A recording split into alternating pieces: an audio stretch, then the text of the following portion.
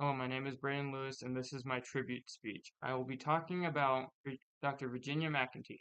Dr. McEntee is a special education educator who has gone above and beyond in helping students. She is also my great grandmother. I call her Grammy.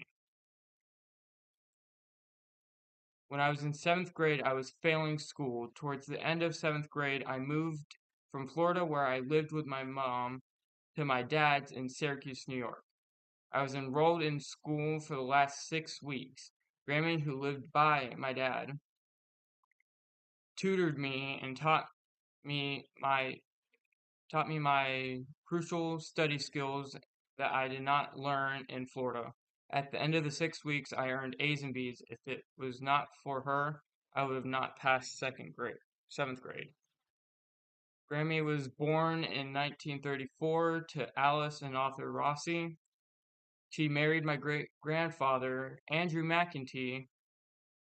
They had 8 kids, including my grandmother, who was my dad's mom.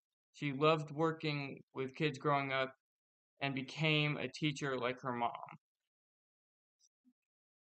She earned her bachelor's of science in elementary education from the University of Vermont, her master's degree in elementary education from Alaska Methodist University, now called Alaska Pacific University, her special education certificate from Syracuse University, and her education doctorate from Nova Southeastern University. Her first job out of college was a third grade teacher in Waltham, Massachusetts. She moved to Alaska and became a homebound teacher. She, after a couple years, she moved to Virginia and became a sixth grade teacher. When she moved to Rome, New York, she started her career as a special education teacher. While in Rome, she began teaching at a local college. She started at Elmira College and moved to Hamilton College. At the same time, she began teaching online at the University of San Diego for special education. She ended her teaching career, at the State University of New York at Oswego.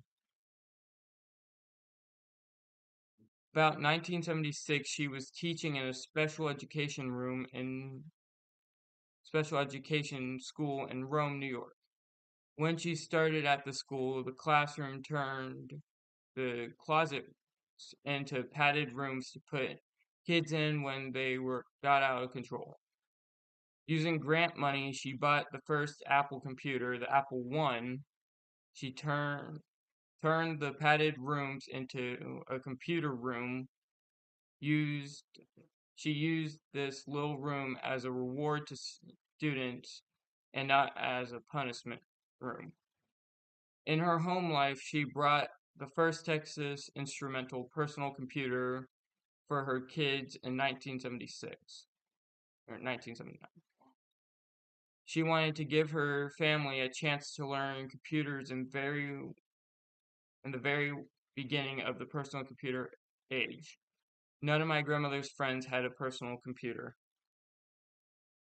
In 1986, the Space Shuttle Challenger crashed, killing all astronauts, including the only non-military person, teacher Christia McAuliffe. In 1987, the United States Department of Education created the Christia McAuliffe Fellowship. My great grandmother was one of the 2 fellowships in New York and one of the 151 nationwide.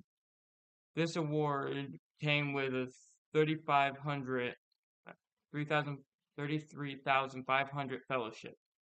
It allowed her to take a year sabbatical to India and from Vietnam.